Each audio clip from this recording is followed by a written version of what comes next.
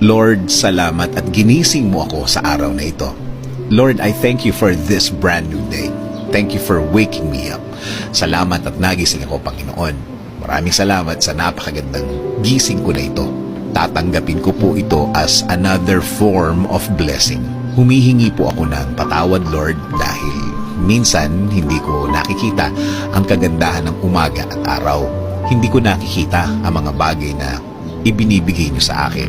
Mga bagay na dapat maganda ang effect sa akin. Since na sa problema ako nakatingin, di ko po ito lahat nakikita. Kaya ngayon, Lord, mas magkukonsentrate ako sa mga biyaya niyo sa akin. Mas ibubukas ko ang aking mga mata, ang aking puso, ang aking isip. Mas hahanapin ko ang kagandahan ng araw at kagandahan ng sitwasyon. Sa ganda ng mga bagay na inilalagay niyo sa aking buhay.